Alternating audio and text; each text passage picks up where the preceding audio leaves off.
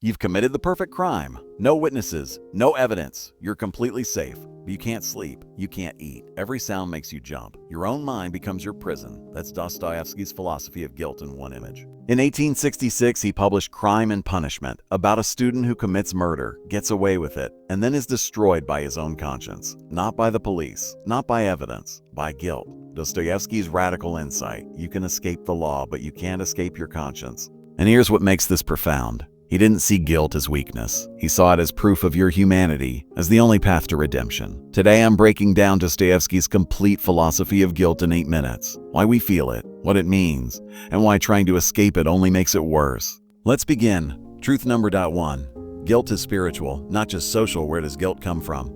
Most people say it's just social conditioning. Society teaches us rules, and guilt is what we feel when we break them.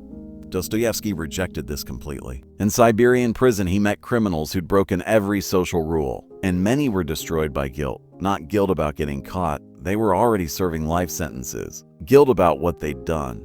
He observed one murderer who couldn't sleep for years. His crime haunted him every single night. Dostoevsky concluded, guilt isn't external conditioning. It's built into human consciousness. It's spiritual. In Crime and Punishment, Raskolnikov tries to convince himself that morality is just a social concept, that extraordinary people can transcend ordinary rules, but his body rebels. He gets physically sick. He hallucinates. He can't function. Why? Because his conscience knows the truth even when his mind denies it. The lesson: you can rationalize anything intellectually, but your soul knows. And it'll make you pay. Truth number 2. You can't logic your way out of guilt. Raskolnikov is brilliant. He constructs an entire philosophy to justify his murder. The victim was useless to society. Her death lets him use her money for good. Great men like Napoleon killed thousands and are celebrated therefore.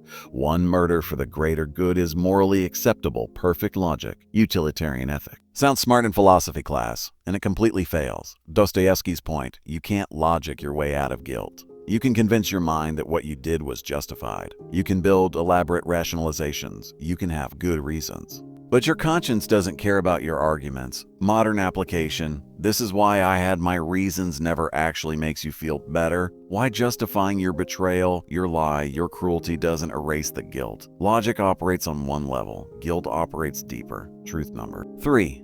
Punishment begins immediately. Dostoevsky's most radical insight. Punishment begins the moment you commit the crime, not when you're caught. Raskolnikov's real torture isn't the police investigation. It's his own mind. He becomes paranoid. He sees accusation in every face. He can't connect with people because he's hiding this terrible secret. He's isolated, tormented, spiritually dead. The crime was supposed to liberate him. Instead, it imprisoned him. Dostoevsky understood. The worst prison isn't made of bars. It's made of guilt. You build your own cell.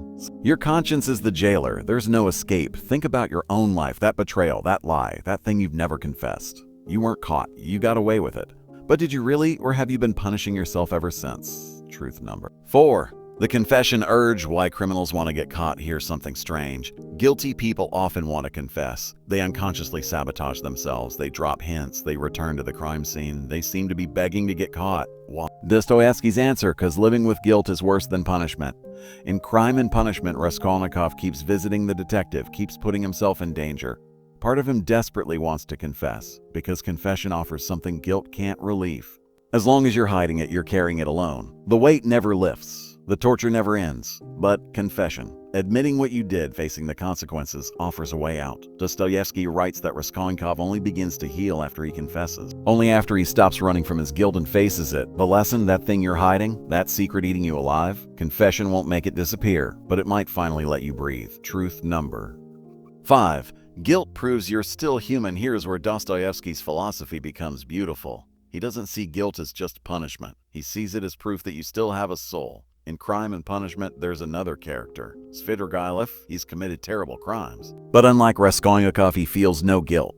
He's a psychopath, completely amoral. And Dostoevsky shows us Svidrigailov is already dead inside. He's lost his humanity. He's become a monster. Raskolnikov's guilt, as torturous as it is, proves he's different, proves he still has a conscience, proves he can still be redeemed. Dostoevsky's radical claim: if you feel guilt, that's good news. It means you haven't crossed the final line. You're still human. Your soul is still fighting. The people who terrify Dostoevsky aren't the guilty ones tormented by conscience. It's the ones who do terrible things and feel nothing. The lesson: your guilt isn't a flaw. It's your soul refusing to die. Listen to it. Truth number 6. Redemption requires suffering. Dostoevsky doesn't offer easy redemption. He doesn't say just feel bad about it and move on. He doesn't say forgive yourself and forget it. His path to redemption involves 3 steps. 1. Confession, face what you did. Stop running, stop rationalizing, admit the truth. 2. Punishment, accept the consequences. Not just legal punishment, spiritual punishment. Let yourself feel the full weight of what you've done. 3. Transformation, use that suffering to become someone new. Let the guilt burn away who you were and forge who you'll become. This is hard. This is painful. There's no shortcut, but Dostoevsky believed it's the only way to truly be free. Raskolnikov confesses he goes to Siberia just like he did. He suffers. And slowly, painfully, he begins to transform. The novel ends with hope, not because his guilt disappeared, but because he's finally facing it, finally letting it reshape him.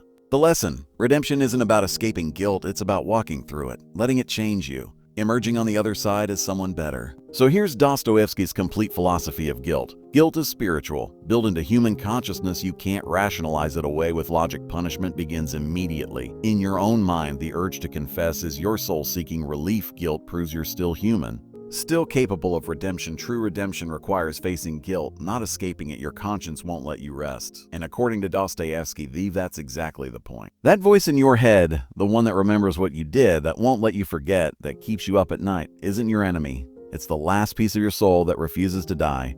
It's proof you haven't crossed the final line into moral death. The question isn't how to silence it. The question is, will you listen? Because Dostoevsky believed guilt offers you a choice. You can run from it, rationalize it, bury it, and let it slowly poison you from within. Or you can face it, confess it, accept the suffering, and let it transform you into someone better. The guilty conscience you're trying to escape, that's not your curse. That's your last chance at redemption. What you do with it, that's up to you.